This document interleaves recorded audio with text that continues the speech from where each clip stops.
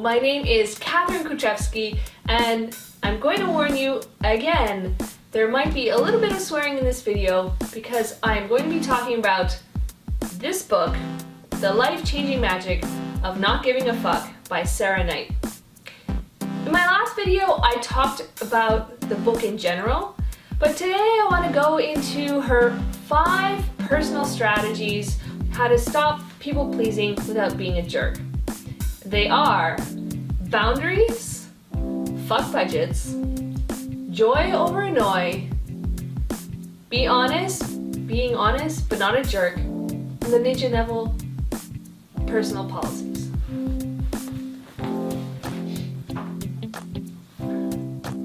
Boundaries. Number 1. These are so important. As you get older, you realize you have less time to do things that you really want to do. So you have to set boundaries on things and people so that you can mold the time to the things that you actually want to do. When I was just starting out freelancing, there was a period of time where I had a couple of friends that didn't work during the day. So they thought they could call me and I'd be free to meet them whenever they wanted. Well, it became clear that once I started doing this, that I had to work at all hours of the night. And I really wanted to keep a 9-to-5 schedule as much as possible with a little bit of flexibility in there. So I simply just had a conversation with them and said, look, during the day, I'm not available. If we want to meet for lunch, that's cool, but it's really 1 hour. And that worked like a charm. That was just a simple boundary. Maybe some more complicated boundaries are with family, but they are so necessary as well, because otherwise they're going to be all up in your business and walking all over your plans and dictating how you should react to them instead of how they should react to you and your plans. So stop breaking all of your plans just to please somebody in your family. That's what setting boundaries is all about. Those are really important for workplace, for colleagues at the workplace, for people in your life, all in general. Boundaries! The second strategy that Sarah Knight talks about is fuck budgets.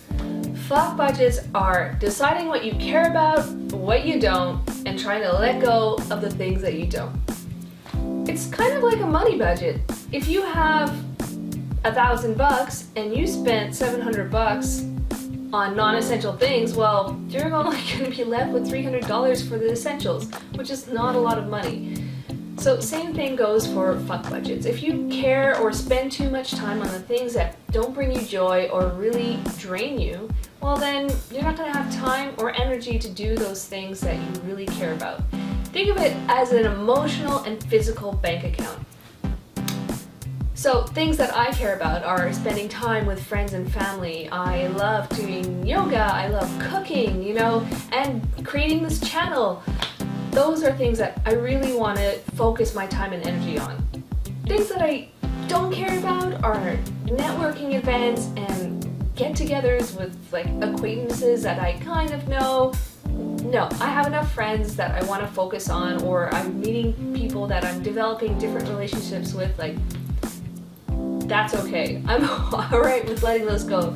Sarah Knight also talks about, for her, things that she doesn't care about are baby showers. She hates them, she doesn't want to go, so she simply sends a gift and doesn't waste her time and energy on baby showers. So Sarah Knight's third strategy is joy over annoy. Same sort of principle as the fuck budget. You have to think about, does this bring me joy? Does this spark joy? Or does this annoy me? For myself, things that spark joy for me are creating art and drawing and painting, playing the piano.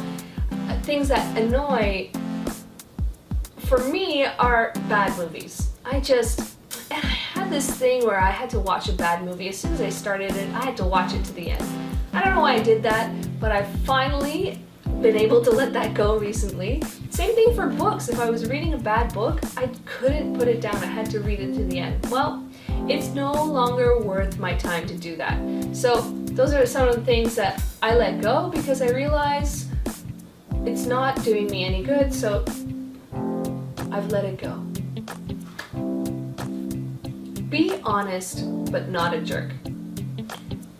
I think this one is a tough one. You can be honest with people, but there are certain things where you don't have to necessarily go into the over-explaining. I find myself and a bunch of my friends too, we go into this long explanation of why we can't come or why we can't do that.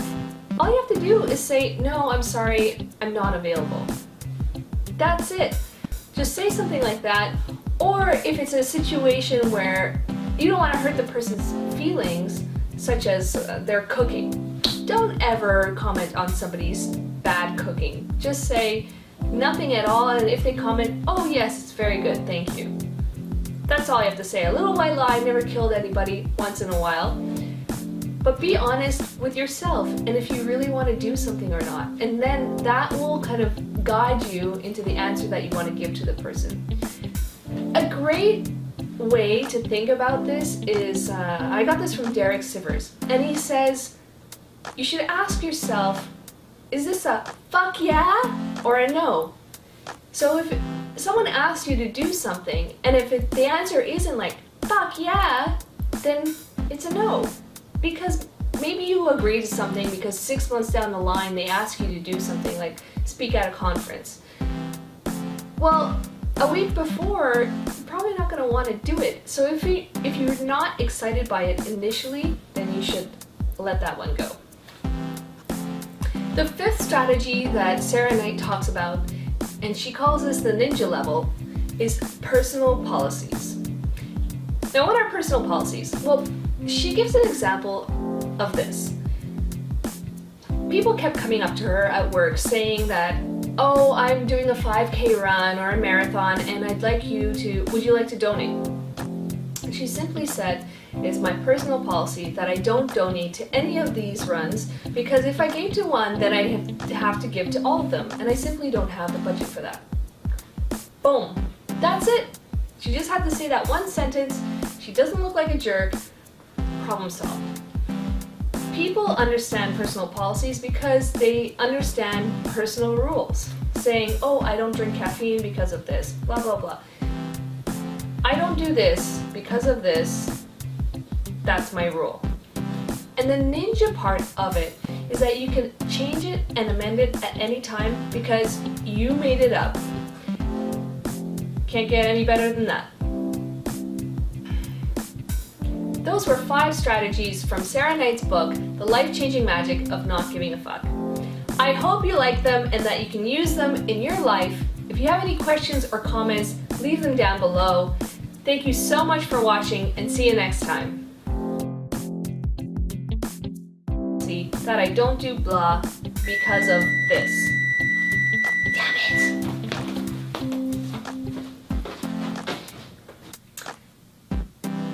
Hello, my name is Katherine Kubla.